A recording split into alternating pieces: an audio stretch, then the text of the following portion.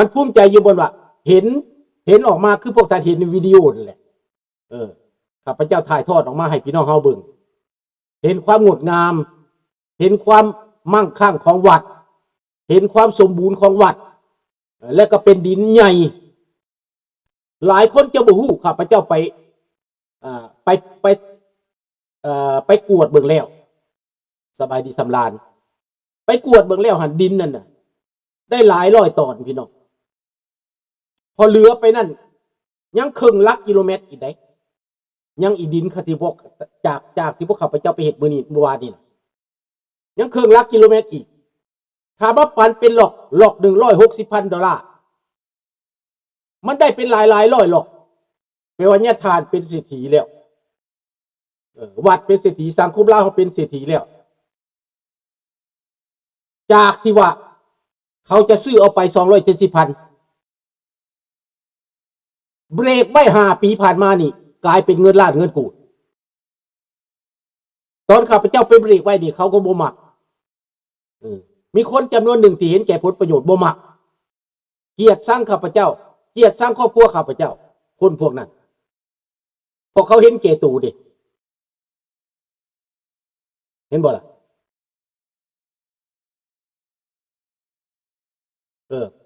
ดังนั้นในเมื่อว่าคนผู้ที่เขาบ่เข้าใจก็มีเขาเข้าใจก็มีสุดท้ายแล้วปัจจุบันนี้ข้าพเจ้าคิดว่าทุกคนเข้าใจดินตอนนั้นถ้าว่ามันเสียไปมันขายไปดังพวกอยากขายไปนะแล้วมันเสียไปแล้วเขาก็จะแคบเขาความกดดันก็จะมีบ้านก็จะอ้อมเขาเข้ามาใกล้ๆเขาอีกมันจะรบกวนชาวบ้านเขาอีกเวลาเขาเฮ็ดบุญผลกระทบมันจะมาทุกด้านพี่น้องผลกระทบมันจะมาทุกด้านดังนั้นเขาจะไป develop ให้มันขยายเขตเขาออกไปเขาจะเฮ็ดทางไป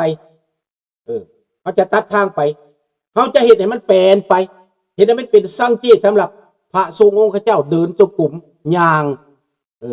ปูบล็อกไปเฮ็ดทางไปโครงการอนาคตอาจจะเป็นเช่นนั้นแล้วครูบาอาจารย์ไปออกกำลังกายหรือว่า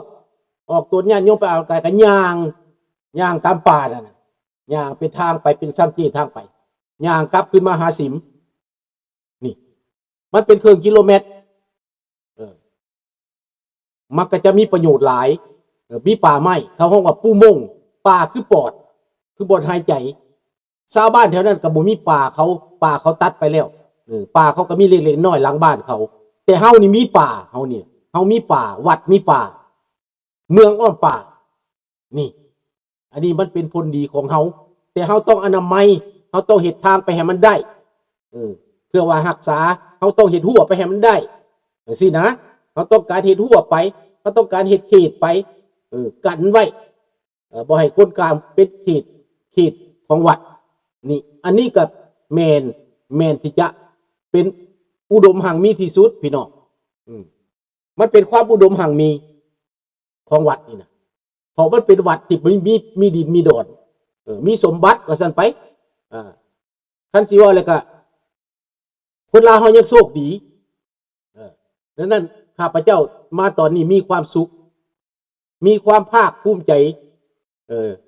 ในความคิดในความอ่านในความคิดกว้างไกลของข้าพเจ้านี่ข้าพเจ้าคิดกว้างไกลมาตลอดอยากมีดินอยากมีบ่อนอยากมีบ่อนเฮ็ดอยากให้มีวัดอยากให้คนลาวเฮาโฮมกันอยากให้คนลาวแลกเปลี่ยนกันอยากให้นักศึกษาลาวอยู่นี้ข้าพเจ้ายังมีโครงการอีกโครงการหนึ่งจะเว้าเรื่องเอาแต่จะไปอารยธรรมของลาวเฮานี่แหละมันเกี่ยวกันอารยธรรมของลาวนอกและอารยธรรมของลาวในประเทศในนอกนี่ข้าพเจ้าคิดอยากแลกเปลี่ยนกันกับคนลาวด้วยกันพ่อแม่นี่แหละพ่อที่มีลูกมาเกิดใหญ่อยู่นี่ว่าลูกกับพ่อแม่นี่มีความสัมพันธ์แนวใดลูกบางคนนี้พ่อแม่ตายไปแล้วผิดกันเรื่องมรดกแย่งกันเรื่องมรดกหรือว่าพ่อตายไปแล้วลูกบ่เบิ่งแม่เหลือแต่แม่ ตอนพ่ออยู่หันครอบครัวก็สมบูรณ์แต่ว่าพ่อตายไปแล้วลูกบ่เบิ่งแม่ปล่อยให้แม่ลำบากอยากไปวัดก็บ่ได้ไปอยากไปกินไปทานก็บ่ได้ไปแล้วก็บ่ได้ออกไสมันลำบากไปใส่มาใส่กะยากขับรถก็บ่เป็นตาก็บ่เห็นหูแหงกายก็บ่ดีนี่แม่บางคนก็เหลือแต่พอเลยกลายเป็นอุกมกทุกข์ใจพี่น้องและพวกข้าพเจ้าเห็นความคิดอันนี้ขึ้นมาก็อยากให้เดือนหนึ่งให้ผู้เฒ่ามาพ่อกันล้มกันแลกเปลี่ยนกันลูกพามาร่วมกันอยู่นั่นบ่แม่นไปวัดไปอยู่ในวัดแต่บ่แม่นไปเฮ็ดแต่บุญเท่านั้นไปล้มกันไปแลกเปลี่ยนกันเพื่อผู้เฒ่านั้นได้ล้มกันได้เว้าได้ระบายได้ผ่อนคลายจิตใจอันนี้ก็เป็นอันนึงอีกแนวดีอันสองมาพวกข้าพเจ้าอยากให้คนลาวที่ว่าผู้ที่ success แล้วลูกเต้าผู้ที่เรียนจบแล้วผู้ที่ผ่านพ้นความลำบากแล้วมีการงานดีแล้วมีความรู้ดีแล้วนะอยากให้มาถ่ายทอดให้ครอบครัวใหม่ผู้ที่ยังน้อยอยู่ตัวอย่างลูก20 ปี23 ปีเรียนจบเสร็จแล้วแต่บ่ฮู้ว่าสิไปต่อบ่หรือสิเฮ็ดแนวใดสิเฮียนแนวใดเฮ็ดได้จังสิสำเร็จเฮ็ดได้จังสิได้พ่อแม่ก็บ่ได้ห่างได้มีแล้วเฮามาแลกเปลี่ยนกันกับพวกที่เขาเจ้าไปผ่านแล้วเขาเจ้าสำเร็จแล้วเฮาจะขอร้องให้พวกที่สำเร็จแล้วนั้นมาให้ความรู้มาให้ความรู้เทื่อนึง2เทื่อในปีนั้นน่ะแปลว่าจัดปิกนิกกินเลี้ยงและก็สัมมนากันแบบแลกเปลี่ยนให้ขึ้นจับไม้เว้าให้อธิบายผู้ที่ว่าครอบครัวยังเริ่มต้นนั้นฟังข้าพเจ้าว่ามันจะสร้างประโยชน์มหาศาลให้กับสังคมลาวมันจะส่งเสริมให้คนนั้นคิดกว้างไกลและโพสิทีฟเพราะว่าส่วนหลายคนเฮานี่มันตัวไผตัวมันบางคนพบปัญหาก็บ่ได้เว้าสู่ไผฟังบางคนพบความสำเร็จก็บ่ได้เว้าสู่ไผฟังย่าลื่นกันอิจฉากันบังเบียดกันหรือว่าบ่อยากเว้าให้กันฟังสุดท้ายแล้วก็บ่ได้สำเร็จเด้ถ้ารวมตัวกันหรือเว้าสู่กันฟังมันจะได้ความรู้คือตัวอย่างผู้เฒ่านี่ผู้เฒ่าคือกับข้าพเจ้านี่นะบางคนก็คดอยู่อายุ70 ปีคือข้าพเจ้านี่นะ74 ปีนี่นะบางคนก็คดอยู่บ่เฮ็ดหยังบ่ออกแรงงานบ่ไปไสบ่เว้าหยังกดดันเข้าไปอยู่เท่าอยู่นั่นแหละแล้วมันก็ความกดดันมันก็อยู่หั่นคือข้าพเจ้านี่แอคทีฟอยู่มันสิเจ็บสิปวดกับธรรมดาของความผู้เฒ่ามันของธรรมดาเจ็บหลังปวดเอวบ่นั่นนี่มันก็มีแม่นบ่ผู้เฒ่าเจ็บโรคกอกโรคเก้าพยาธินั่นพยาธินี่มีผู้เฒ่าแต่ว่าถ้าไปพบหมู่ได้ล้มนั่นล้มนี่มันก็ลืมไปความเจ็บความปวดมันก็ดีขึ้นอันนี้แหละเฮาจะมานอนท่าอยู่หั่นน่ะมันจะบ่สร้างสรรค์หยังพี่น้องเพราะว่าอันนี้มันชีวิตบั้นปลายของคนเฮาเลยดิ70 ปลายแล้วชีวิตบั้นปลายเด้มื้อหนึ่งต้องตายไปแต่การตายไปนั้นคือคนได้เฮ็ดดีนี่นะอันสบายดีบุญมีถ้าคนได้เฮ็ดดีถ้าตายไปมันก็ตายมีความสุขได้พี่น้องมันคิดดีเด้คือข้าพเจ้านี่ตายไปก็บ่คิดแหนพอมีความสุขว่าได้ให้แล้วได้อุทิศตนแล้วได้ภาคภูมิใจในสิ่งตัวเองเฮ็ดว่าซั่นไปมองเห็นคุณงามความดีแล้วตรงตัวเองแล้วนะมันบ่น้อยเนื้อตามใจมันได้เห็นคุณงามความดีที่คนจะว่าเด้อมันดีใจเด้อพี่น้องลองมื้อแม่อยากซื้อบ่เสือลุงสุนทราน่ะไปเฮ็ดความดีไว้บ่แม่จักบ่อนแล้วเจ้าจะยิ้มอยู่ในใจว่าเจ้านำคุณงามความดีของเจ้าไผจะย่องไผจะบ่ย่องบ่เกี่ยวกันเลยข้าพเจ้าบ่ย่องกับบ่เป็นหยังบ่ย่องกับบ่เป็นหยังมันภูมิใจในตัวเองพี่น่ะแม่นเฮาเองฮู้จักว่ามันดีแม่นบ่ทันมีละสนธรรมะคือธรรมชาติคือความสบายใจเห็นบ่ผู้ใดทำได้ถือว่าเป็นบุญอันใหญ่หลวงเด้เห็นบ่ท่านวิรชนก็ยังเว้าได้เห็นบ่ดังนั้นมันจังดีใจบัดดีแล้วยังบ่แล้วเด้คือลุงดีใจนี่ลุงไปเฮ็ดเวียกลุงดีใจธรรมดาไปเฮ็ดเวียกมันต้องเมื่อยมันต้องอุกเป็นบ่ มีการร้องรำทำเพลงมีการม่วนการซื้อนี่ได้ไปเวียกก็ได้ผู้ไปอันก็มีบรรยากาศได้พวกไปเฮ็ดเวียกเอาไปมาพวกไปเฮ็ดเวียกนำกันนี่ผู้เฒ่านำกันนี่ม่วนเบิดทุกคนเว้ากันนัวหัวแซวผู้เฮ็ดผู้บ่เฮ็ดก็บ่เป็นหยังก็ไปซอยกันข้าพเจ้าผู้เฮ็ดนี่แท้สิเมื่อยก็บ่เมื่อยเพราะเห็นหมู่ดีใจเห็นญาติทานดีใจเห็นครูบาดีใจแล้วเห็นผลสมผลงานเฮาก็ดีใจอีกโอ้ผู้เจ็บผู้เบ็นผู้ยังกะยาดีใจญาติทานกับดีใจเห็นบ่อันนั้นแหละเขาฮ้องว่าบุญตอนว่าเฮายิ้มได้หัวได้กินแซ่บนอนหลับนี่แหละมันบุญเนาะบาดนี้พี่น้องข้าพเจ้าจะมาเว้าเรื่องว่าอารยธรรมที่ลาวเฮาเสียไปนี่นะอยู่ในประเทศลาวนะมันเสียแต่ก่อนน่ะเป็นอารยธรรมที่ดีเป็นอย่างคนลาวเฮาจังดีเฮาบ่ไปเอาของจีนมาเฮาไปเอาของแก้วมาเฮาเอาของลาวเฮานี่คนลาวเฮามักแบ่งปันได้พี่น้องแม่นบ่บุญมีจอจิกสบายดี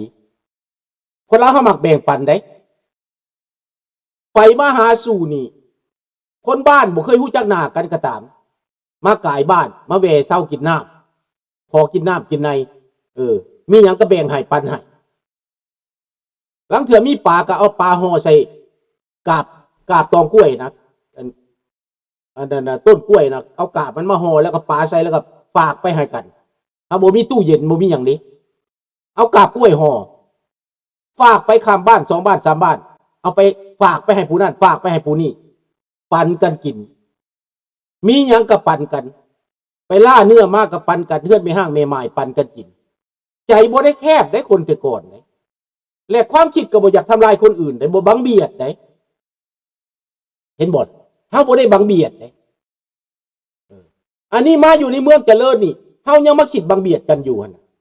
ข้าพเจ้าอยากว่าเรื่องนี้อยากล้มเรื่องนี้ว่าอารยธรรมของเฮาแต่ก่อนน่ะมันดีข้าพเจ้าขึ้นฮอดอารยธรรมคนลาวแต่ก่อนตอนเฮาบ่มีคอมมิวนิสต์นั่นน่ะเฮาคิดดีได้ให้บ้านดีได้ไปขอกันก็ได้ขอกินก็ให้ขอซื้อก็ขายบ่มีเงินขอเอาขอกินเด้ออย่าลุงอย่าป้าเป็นหยังมักม่วงเป็นหยังก็ขอได้มะขามก็ขอได้อีสังก็ขอกันได้คนลาวเฮานี่แนวกินว่าซั่นไปบ่เอาหลายเอาแต่พอกินดังนั้นมันบ่เป็นผิดเป็นภัยหยังเขาฮ้องว่าประเพณี